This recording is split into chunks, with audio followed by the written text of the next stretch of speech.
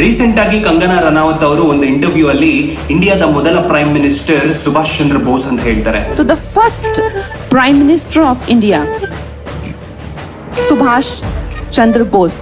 ಇದು ಒಂದು ದೊಡ್ಡ ಕಾಂಟ್ರವರ್ಸಿನೇ ಕ್ರಿಯೇಟ್ ಮಾಡ್ಬಿಡುತ್ತೆ. ನಮ್ಗೆಲ್ಲ ಗೊತ್ತು ಭಾರತದ ಮೊದಲ ಪ್ರಧಾನಿ ಜವಾಹರ್ಲಾಲ್ ನೆಹರು ಅಂತ. ಕಂಗನಾ ರನಾವತ್ ಅವರು ಏನ್ ಹೇಳಿದ್ರು ಅದು ತಪ್ಪು, ಆದ್ರೆ ಒಂದರ್ಥದಲ್ಲಿ ಅದು ಸರಿನೇ. 21 ಅಕ್ಟೋಬರ್ 1943 ಸಿಂಗಾಪುರ್ ಅಲ್ಲಿ ನೇತಾಜಿ ಅವರು the formation of the provisional government of Azad Hind ನ ಅನೌನ್ಸ್ ಮಾಡ್ತಾರೆ. ಅಂದ್ರೆ ಭಾರತದ ಸ್ವಾತಂತ್ರ್ಯನ ಅವರು ಡಿಕ್ಲೇರ್ ಮಾಡ್ತಾರೆ ಬ್ರಿಟಿಷ್ ಅವರ ಆಳ್ವಿಕೆ ವಿರುದ್ಧ. ಹಾಗೆ ತಮ್ಮನ್ನ ಮಿನಿಸ್ಟರ್ ಆಫ್ ವಾರ್ ಮತ್ತೆ prime minister of Azad Hind ಅಂತ ತಮ್ಮನ್ನ ಅಪಾಯಿಂಟ್ ಮಾಡ್ಕೊಂತಾರೆ. ಇದು ನಮ್ಗಷ್ಟೇ ಗೊತ್ತಿಲ್ಲ, ಆದ್ರೆ ಜಪಾನ್, ಇಟಲಿ, ಜರ್ಮನಿ ಅಂತ ದೇಶಗಳು ಈ ಗವರ್ಮೆಂಟ್ ನ ರೆಕಗ್ನೈಸ್ ಮಾಡುತ್ತೆ.